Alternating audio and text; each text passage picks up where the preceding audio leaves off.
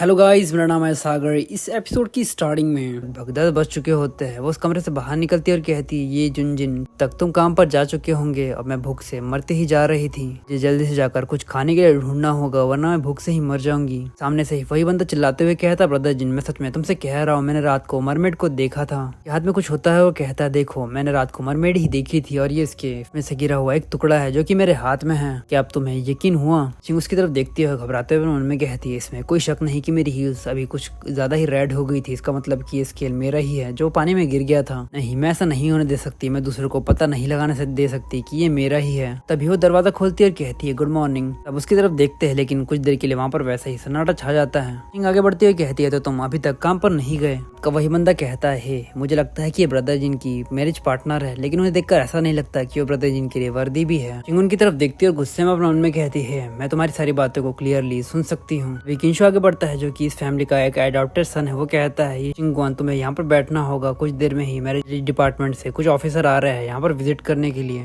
ईशिंग कहती है, यहाँ पर आ रहे हैं विजिट करने के लिए? जो कहता है, ये सब कुछ तुम्हारे रिलेशनशिप के बारे में है जो कि सोशल मीडिया पर है और तुम ब्रदर जिन को नहीं रोक सकती। ईशिंग को जिनकी कही हुई बातें याद आने लगती है कि ये सारी चीजों को वो बिल्कुल भी नहीं होने दे सकता। मतलब उसके भाई के बारे में बात कर रही है और काफी गुस्से में अपने मन में कहती है, और आखिर से रोकने वाला है ही कौन? इसके बाद लगा हमें आधे घंटे बाद का समय दिखाया जाता है। मैरिज ऑफिस से कुछ दो लोग आए होते हैं, वो सामने बैठे हुए होते हैं जिसके चेहरे पर बिल्कुल भी कोई भी एक्सप्रेशन नहीं होते। ईशिंग मुस्कुराकर उन्हें हैंडल कर रही होती है। सामने बैठी हुई बंदी कहती है, आपको दोनों को किसी को भी चिंता करने की कोई भी जरूरत नहीं है। बस हम यहाँ पर आए हैं छोटी सी इन्वेस्टिगेशन करने के लिए, आपकी डे टू डे लाइफ को जानने के लिए कि शादी के बाद आप कैसे रह रहे हैं। आगे देखती है और कहती है, मुझे इन चीजों को देखकर ऐसा लगता है कि मुझे ही कोई सॉल्यूशन को निकालना होगा। तभी उसके दिमाग की बत्ती जलती है और कहती, ठीक है मैं समझ गई। तो सामने से स्पून में से कोई चीज को उठाती है और कहती है, नी अपने मुंह को खोलो।